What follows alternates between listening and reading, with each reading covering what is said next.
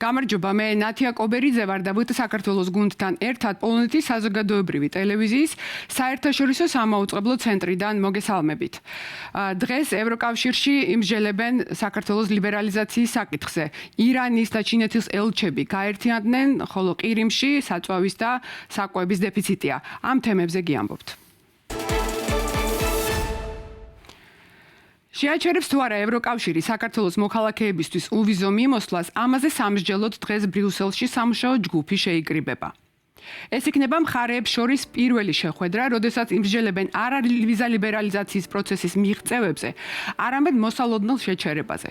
აღსანიშნავია, რომ უვიზო მიმოსვლა ევროკავშირმა მხოლოდ ერთხელ კუნძულოვან სახელმწიფო ვანუატუსთან შეაჩერა, სადაც მიზეზი იყო უსაფრთხოება. ვიზა ლიბერალიზაცია ევროკავშირთან დაახლოების ერთ-ერთ ყველაზე მნიშვნელოვან მიღწევად მიიჩნევა საქართველოსთვის, რომლითაც 2017 წლის შემდეგ ასობით ათასმა ადამიანმა ისარგებლა, თუმცა შეჩერების საკითხი წამოიჭრა 2025 წლიდან, რაც ქართული ოცნების მთავრობის მიმართ გაჩნდა მწვავე შეკითხვები ასოცირების ხელშეკრულებით ნაკისრი ვალდებულებების შეუსრულებლობის გამო.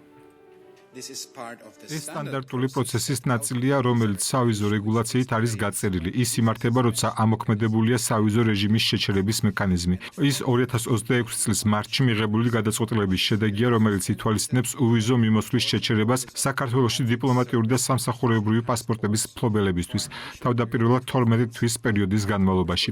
ამ შეხვედრის მიზანია იმ გარემოებების გამოსწორება, რომელმაც ამ შეჩერებამდე მიგვიყვანა. შეხვედრაზე ეს საკითხი განიხილება. გახსენებთ, რომ ეს გარემოებები, რომლებაც შეჩერებამდე მიგვიყვანა, საქართველოს მხრიდან ვალდებულებების დარღვევა, რომელიც უვიზო რეჟიმის პირობებში ჰქონდა აღებული დემოკრატიისა და ფუნდამენტური უფლებების საკვანძო სფეროებში. რა ხდება საქართველოსთვის ვიზა ლიბერალიზაციის საკითხის გარშემო? ვკითხოთ მედია პლატფორმა ევროსკოპის დამფუძნებელს ევროსტრუქტურებში მუშაობის მრავალწლიანი გამოსვლების მქონე ჩემს კოლეგას თამარ ნუცუბიძეს, რომელიც ბრიუსელიდან გვერდება.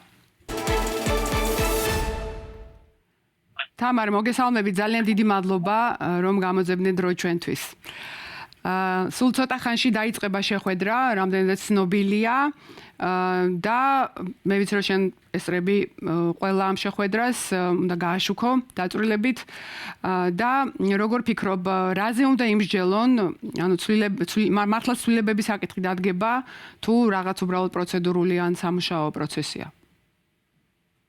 საღამო მშვიდობის, ნათია, ძალიან დიდი მადლობა და ჩემთვის ძალიან დიდი პატივია მონაწილეობა მივიღო თქვენს გადაცემაში, რადგანაც ძალიან გულშემატკივრობ და რაც მეტი ქართული პლატფორმა იქნება საქართველოს ფარგლებს გარეთ, მით უფრო გაძლიერდება ბრძოლა ანტიევროპულ ნარატივებთან. რაც შეეხება შეხვედრას, კი, ჩვენი ინფორმაციით შეხვედრა სწორედ ამ შენობაში ევროკომისიაში უნდა გაიმართოს, ბევრი სხვათა შორის დეტალი არ ვიცით, გამომდინარე იქედან, რომ ეს შეხვედრა ატარებს ტექნიკურ ხასიათს და მასში პოლიტიკური ფიგურები არ იღებენ მონაწილეობას და როგორც ხშირად და უმეტეს შემთხვევაში არის ტექნიკურ დონეზე ინფორმაციის გაცვლა, გამოცვლა და ესე ჟურნალისტებისთვის მიწოდება არ არის ხოლმე ხშირად პრაქტიკა. პრინციპში ძირითადი საკითხი საუბრის იქნება ის მიზეზები, რის გამოც მარტის თვეში მოხდა გამოყენება მოვიზო რეჟიმის შეჩერების ახალი გამარტივებული მექანიზმის და ეს მექანიზმი, ანუ უვიზო მიმოსვლა შეჩერდა გარკვეული კატეგორიის პასპორტებისთვის, კონკრეტულად დიპლომატიური, სამსახურეობრივი, ეს ეხება ხელისუფლების წარმომადგენლებს, ადგილობრივ ორგანოებზე, ვინც არიან დასაქმებულები და ასე შემდეგ და სხვათა შორის შენ შესავალ სიტყვაში ვანუატუ ახსენე და მე ვიკითხე და მაგ მითხრეს, რომ ასეთი ტექნიკური შეხვედრა იყო ვანუატუს შემთხვევაშიც, როდესაც შეუჩერდა უვიზო მიმოსვლა. სამწუხაროა, რომ საქართველო მართლაც არა რაღაცა პოზიტიურ კონოტაციით და კონტექსტში განიხილება, არამედ თქვათ აი ასეთ საკითხთან მიმართებაში ხდება საუბარი დახურულ კარს მიღმა, თუმცა ჩემი შეგრძნებით და ჩემი ასე კულუარული საუბრებით მე მჩება განცდა რომ ევროკავშირს სურს თავად ნახოს და თუნდაც ტექნიკურ დონეზე გაიგონ რას აპირებს ქართული მხარე აპირებს თუ არა იმ ვალდებულებების შესრულებას რაც საჭირო არის უვიზო მიმოსვლისთვის თუ ეს იქნება შეხვედრა მხოლოდ შეხვედრისთვის და ასევე როგორც მითხრეს ანუ სწორედ პირველ შეხვედრიდან გამომდინარე გადაწყდება იქნება თუ არა სხვა შეხვედრა თუ ამ შეხვედრით დასრულდება ეს ტექნიკური მოლაპარაკებები ანუ გარკვეული რაღაც პროცედურები აი ესე ზუსტად რომ ერთი შეხვედრა ან ხუთი შეხვედრა უნდა იყოს ასეთი არ არისო, ასე მითხრეს კომისიაში. დიახ, თამარ, თუ არის ცნობილი საქართველოსდან ვინ ჩამოვიდა, მე რატომღაც მეგონა რომ შეიძლება საგარეო საქმეთა მინისტრის ჩასულიყო, იმდენად მწვავე საკითხია ეს საქართველოს მოქალაქეებისთვის და საგარეო მინისტრი არ არის ბრიუსელში, ის პრემიერ-მინისტრს ახლავს ყირგიზეთში ვიზიტით, ხო არის რა დონის დელეგაცია ჩამოსული და რა გზავნილები აქვს ან რა პოზიცია აქვს რაიმე ხომ არიციან ევროკავშირში ამჟამად ამ თემაზე რა პოზიცია აქვს ქართულ მხარეს მაკა ბოჭორიშვილის ჩამოსვლა ბრიუსელში ამ საკითხთან დაკავშირებით არც იგეგმებოდა მე როგორც თქვი ეს არის ტექნიკური დონის შეხვედრა არაპოლიტიკური დონის და მხოლოდ წარმომადგენლები იქნებიან არაპოლიტიკური ფიგურები ქართული მედიისგან ვიცი რომ სავარაუდოდ ქართულ დელეგაციაში უნდა იყოს საკონსულო დეპარტამენტის ხელმძღვანელი სხვა დეტალებზე ნამდვილად ვერ ვისაუბრებ რადგანაც არც კავშირის მხრიდან არასაჯაროვებენ თქვათ ტექნიკურ დონეზე მაინც ვინ მიიღებს მონაწილეობას ამ მოლაპარაკებებში ხაზი გაუსვის უბრალოდ თემის მნიშვნელობიდან გამომდინარე და არა ფორმალურად გასაგებია დიახ ნათია მაგრამ ასევე უნდა გავითვალისწინოთ რომ ევროკავშირს დაწეული აქვს მინიმუმამდე პოლიტიკური თანამშრომლობა და ურთიერთობა ქართულ ოცნებასთან და არანაირი ვიზიტი არ ხდება უკვე კარგახანია პოლიტიკური ფიგურების ბრიუსელში ეს დეკლარირებული არის ძალიან ღია და სწორედ ამაზე უსვამს ხაზს ევროკავშირი და იმისთვის რომ ამ დონის ვიზიტი შედგეს თუნდაც მაკა ბოჭორიშვილის მონაწილეობით მანამდე გზა არის გასავლელი და სწორედ ამ ტექნიკური მოლაპარაკებებით შესაძლოა დაიწყოს და თუ კი იქნება ნაჩვენები პოლიტიკური ნება და რაც თავარია გადადგმული კონკრეტული ნაბიჯები, შემდეგ უკვე რაღაც სხვა დონეზეც იქნება შესაძლოა იყოს საუბარი.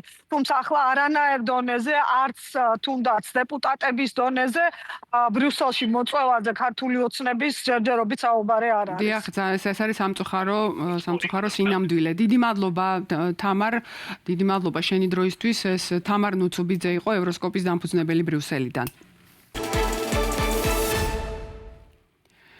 ირანის ელჩი საქართველოში აზიარებს ჩინეთის ელჩის პოსტს და აშშ კონგრესის კანონს ეხმაურება, რომლის მიხედვით საქართველოში ირანული და ჩინური გავლენების შესწავლისთვის გამოძიება უნდა დაიწყოს. თავდაპირველად საქართველოში ჩინეთის ელჩმა დაწერა სოციალურ ქსელში, რომ ამერიკელი კონგრესმენი ჯო უილსონი აშშ-ს პოლიტიკას არ წარმოადგენს, რასაც შემდეგ ირანის ელჩის საჯარო მხარდაჭერაც მოჰყვა. არც ერთ ქვეყანას არ უნდა ჰქონდეს უფლება სხვა ერებს უკარნახოს, ვისთან და როგორ უნდა ააგონ ურთიერთობები, აცხადებს ალი მოჯანი, ირანის ელჩი.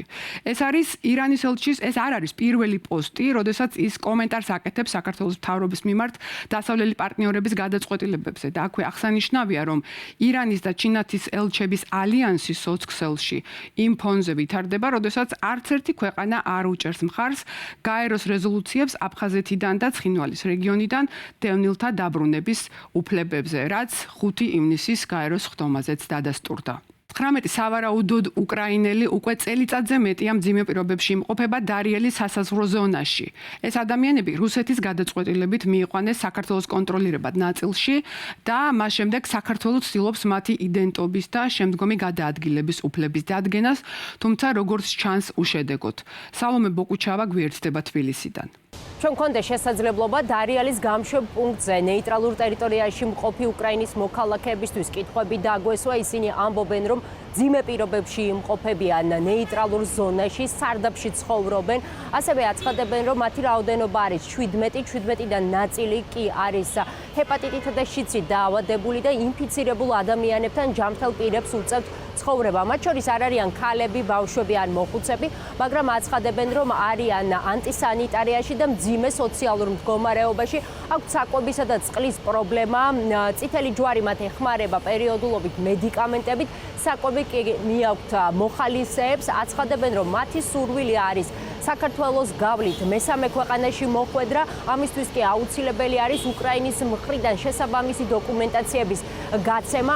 ასევე ამბობენ, რომ მათ არ ეხმარებათ არც უკრაინა და არც შინაგან საქმეთა სამინისტრო, რომელიც პროცესს კურირებს სასაზღვრო ზონაში. მათი განცხადებით მძიმე არის ის ყოფა, სადაც თითქმის 1 წელია ცხოვრება უწევთ. მე შევახსენებ მაყურებლებს, რომ დაახლოებით 1 წლის წინ 65 მოქალაქე იმყოფებოდა ნეიტრალურ ზონაში, მათი გაყვანა მოხდა უკრაინაში ჩარტერული რეისის დახმარებით, თუმცა დღეს მყოფი 17 პირიდან ნაწილი ამ რეისზე არ ავიდა და უარი განაცხადა ნეიტრალური ზონის დატოვებისგან. ახლა კი კვლავ ითხოვენ ტერიტორიის დატოვებას, ამბობენ, რომ მათი მთავარი მიზანია სარდაფიდან გასვლა და რომელიმე ქვეყანაში გადანაცვლება, ისინი დახმარების მოლოდინში არიან. Вот такое вот. Აი ასეთ შენობაში ვცხოვრობთ. ამ მილებიდან წყალი ჟონავს. აქ ვჭამთ და საკვების მომზადებას ვცდილობთ. წყალი არაა, გარე სივრციდან უნდა ჩამოვიტანოთ. მოხალისეებს მოაქვთ საჭმელი პერიოდულად. ქართულ ლარს თუ ვერ იშოვი, არ გექნება პურიც კი. 2022 წელს უკრაინაში ხერსონში ვიმყოფებოდი, შემოვიდა რუსის ჯარი და დაატყვევა ქალაქი.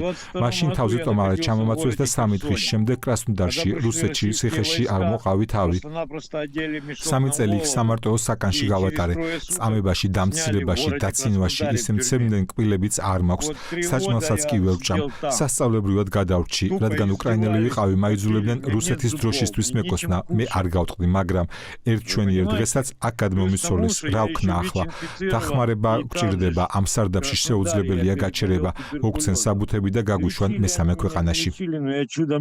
Я и остальные ჩვენ ერთ წელზე მეტია აქ ვიმყოფებით, ზოგი მეტი, ზოგიც ნაკლები. ვართ დაუსრულებელი შენობის ნესტიან სარდაფში, სრული ანტისანიტარია. აქ ჯანმრთელი ადამიანები ინფიცირებულებთან ერთად იმყოფებიან, ზოგს შიცი აქვს, ზოგს ჰეპატიტი. დაავადებულებს მკურნალობა ესაჭიროებათ, ისინი კი 1 წელია ამ პირობებში ცხოვრობენ. წარმოიდგინეთ, აქ ონკანს ვიყენებთ როგორც აბაზანას, ასევე ჭურჭლის გასარეცხად და ტანსაცმლის. მე დამადებორტეს რუსეთიდან. აქ საქართველო არ გვიშვებს, არც მესამე ქვეყანაში შესვლის უფლებას გვაძლევენ. დროებითი დოკუმენტი უკრაინულმა მხარემ უნდა მოამზადოს, მაგრამ უშედეგოდ ველით, ჩემთვის მთავარი ამ სარდაფიდან თავის დაღწევაა. დაირა სამოდუროვა გახლავთ ის ადვოკატი, რომელმაც ინფორმაცია სოციალურ ქსელში გაავრცელა. ადვოკატი ჩვენთან საუბრის დროს აცხადებს, რომ 17-ვე პირი არის არაადამიანურ პირობებში, ნეიტრალურ ზონაში და ცხოვრობენ სარდაფში, სადაც ანტისანიტარიაა. მისი განცხადებით, ადამიანების ჯანმრთელობასა და სიცოცხლეს ახლა საფრთხე ემუქრება. პასუხისმგებელი ორგანო კი შინაგან საქმეთა სამინისტროა. ეს არის, ასე რომ ვთქვათ, ფაქტობრივი დაკავება, ანუ თუმცა არ არის შედგენილი დაკავების სოქმი, არ არის სასამართლო განჩინება, გადაწყვეტილება, ბრძანება. თუნდაც საქართველოში რომ არ უშვებენ, ეს გადაწყვეტილებაც კი არ არსებობს. ანუ რატო არ უშვებენ? არც მიზეზი არ არსებობს ოფიციალური, არც ახსნა განმარტება. მათ სიცოცხლეს და ჯანმრთელობას სერიოზული პრობლემა შეექმნათ უკვე. უნდათ ან საქართველოში შემოსვლა და თავშესაფრის მიღება, ან პასპორტის მიღება უკრაინული მხარესგან და წასვლა მესამე ქვეყანაში. უკრაინის 17 მოქალაქის შესახებ სოციალურ ქსელში გავრცელებულ ინფორმაციას მალევე გამოეხმაურა შინაგან საქმეთა სამინისტრო. უწყება აცხადებს, რომ ისინი იმყოფებიან ადეკვატურ პირობებში, არ აქვთ წყლისა და საკვების პრობლემა და ამის მომარაგება ხდება ყოველდღიურად უწყების წარმომადგენლების მხრიდან. მათივე განცხადებით, 17 პირიდან ნაწილი ძიმე მუხლებით არის ნასამართლები წარსულში, რაც ერთგვარი დაბრკოლება არის საქართველოში შემოსასვლელად, ასევე მათ არ აქვთ საზღვარზე წარსადგენი აუცილებელი დოკუმენტაცია. თან შესაბამისად ეს კიდევ ერთ დამატებით პრობლემას ქმნის, მათი იდენტიფიცირება ვერ ხდება. ამისთვის საჭირო არის უკრაინული მხარის ჩართულობა, ასევე შინაგან საქმეთა სამინისტრო მუშაობს ამ დრომდე უკრაინასთან ერთად იმისთვის, რომ პირთა დაბრუნება სამშობლოში მოხდეს. რუსეთის ოკუპირებულ ყირიმში საწვავის და საკვების დეფიციტია. უკრაინის მიერ განხორციელებული ბოლოდროინდელი დარტყმების შედეგებით ყირიმის ხელისუფლება იძულებული გახდა ბენზინის მოხმარების შეზღუდვა დაეწესებინა. ბოლო დროს უკრაინა სულ უფრო მძლავრად უტევს ნავთობაზებს, საწვავის ტერმინალებს და ყირიმისკენ მიმავალ ლოგისტიკურ მარშრუტებს, რის გამოც ყირიმის რუსულმა ადმინისტრაციამ აღიარა, რომ საწვავის მიწოდებაში სერიოზული შეფერხებებია. ნახეთ ჩვენი კოლეგას ვოდტაკის რედაქციიდან მარინა ბორისპოლეცის რეპორტაჟი. გზავრობა მხოლოდ დღისით ყირიმში ღამის საათებში მატარებლების მოძრაობა აკრძალეს. ამის შესახებ სოციალურ ქსელში საოკუპაციო ადმინისტრაციის ხელმძღვანელმა სერგეი აქსიონოვმა დაწერა. თუმცა სიტყვა აკრძალვის ნაცვლად მან განრიგის კორექტირება ახსენა. ცვლილებების შორმანძილზე მოძრავ მატარებლებს შეეხება. ისინი მხოლოდ დღის განმავლობაში იმუშავებენ. ღამის რეისების მგზავრებს კი რუსეთიდან ქერჩში ჩასვლის შემდეგ ავტობუსებში გადაჯდომა მოუწევთ. ეს ყირიმია, არ ვიტყვის სად, თორემ ისევ მეტყვიან, აქ უსაფრთხოა, რას ლაპარაკობო. რკინიგზის შეზღუდვა საწვავის კრიზისის პიკზე ამოქმედდა. ნახევარკუნძულის მასშტაბით ბენზინგასამართ სადგურებთან კილომეტრიანი რიგებია. სევასტოპოლში ერთი ავტომობილისთვის კვირაში არაუმეტეს 20 ლიტრი ბენზინის შეძენა შეიძლება. საწვავის მისაღებად მოქალაქეებმა სპეციალური QR კოდიანი ტალონი უნდა მიიღონ. სიმეიზინის რაიონში ბენზინი გამოჩნდა. ხალხი ასეთ რიგში დგას. სიმართლე გითხრათ, ასეთი რამ ჯერ არ მინახავს. ნახეთ როგორ გამითეთრდა თმა. ბენზინგასამართ სადგურზე ვდგავარ, განგაშის დროს სადგური არ მუშაობს. ირგვლივ კი ყველაფერი ზანზარებს. განგაში არ მთავრდება. მიყვარს ასეთი საკურორტო სეზონი და ბენზინის არ ქოდა. შეხედეთ რა სიწყნარია, ხალხი არ არის, მანქანების თავისუფლად მოძრაობენ. სოციალური ქსელების მომხმარებლები საწვავის დეფიციტის სხვა შედეგებზეც მაღაზიებში პროდუქტის ნაკლებობაზე მიუთითებენ. მათი თქმით, გაქრა შაქარი, ბულღულეული, ფქვილი, მარილი და მაკარონი. სავაჭრო ქსელების ნაწილმა უკვე შეზღუდა ერთ ადამიანზე გასაყიდი პროდუქციის რაოდენობა. ყველაფერს სამ ცალს გვაძლევენ, მეტს არა. ხალხში პანიკა იწყება. ახლა წიწიბურას ავიღებთ. ბრინჯსაც, სამს, მეტი არ შეიძლება. აი ასეთი დრო დადგა. ანალიტიკოსები დეფიციტის რამდენიმე მიზეზს ასახელებენ. ერთ-ერთი რუსი სამხედროებისა და ჩამოსული მოსახლეობის რაოდენობის ზრდა, რამაც მოთხოვნა გაზარდა. ამას ემატება მიწოდების პრობლემები. ყირიმის ხიდი გაზრდილ დატვირთვას ვეღარ უმკლავდება. საზღვაო გადაზიდვები გართულებულია, ხოლო ოკუპირებულ ტერიტორიებზე გამავალი მარშრუტები უკრაინული დრონების დარტყმის ზონაშია. რეალურად პრობლემები ძალიან სერიოზულია. ანექსირებულ ყირიმში სატრანსპორტო ნაკადები ნაწილობრივ მაინც იბლოკება. ხედავთ, რომ უკრაინულმა ძალებმა ამ გეგმის განხორციელება უკვე დაიწყეს. ისინი ყირიმის ჩრდილოეთ ნაწილებში მდებარე ხიდებზე დარტყმებს ახორციელებენ და ცდილობენ ყირიმი აქციონ, ასე რომ ვთქვათ, შემოდნად სხეულის გარეშე. ოკუპირებულ ყირიმში არსებული პრობლემების ფონზე რუსები სულ უფრო ხშირად ამბობენ უარს დასვენებაზე. გამოცემა Moscow Times-ის ინფორმაციით 24 მაისიდან 6 ივნისამდე სასტუმროების ჯავშნების რაოდენობა გასულ წელთან შედარებით 31%-ით შემცირდა. სევასტოპოლში ვარდნა კიდევ უფრო დიდია 40%. ტურისტებს არ სურთ იზოლირებულ ნახევარკუნძულზე აღმოჩნდნენ. მიუხედავად იმისა, რომ ტუროპერატორები და ხელისუფლება სიტუაციის კონტროლზე საუბრობს. ახლა საკურორტო სეზონია, მაგრამ ის ფაქტობრივად არ არსებობს. ზოგი სასტუმრო უკვე სთავაზობს დამსვენებელს, თუ 2 დღეზე მეტხნით დაჯავშნით 10 ლიტრ ბენზინს გაჩუქებთ, 3 დღეზე 20 litrს. რამენაირად რომ მიიზიდონ ეს ხალხი, მაგრამ ხალხი არ მიდის და ეკონომიკურად ეს ზაფხული უკვე წაგებულია. ტურისტული სააგენტოების გათვლით მიმდინარე პრობლემების გამო ნახევარკუნძულმა წელს შესაძლოა 4 მილიონამდე დამსვენებელი დაკარგოს. შედარებისთვის 2025 წელს ყირიმს თითქმის 7 მილიონი ტურისტი ეწვია. დღეს ამით ვასრულებთ. დაელოდეთ პოლონეთის საზოგადოებრივი ტელევიზიის ქართულ პროგრამას ვარშავიდან ყოველ დღე შაბათ-კვირის გარდა. გუჯერა რომ ევროკავშირი საქართველოს მომავალია. ნახვამდის.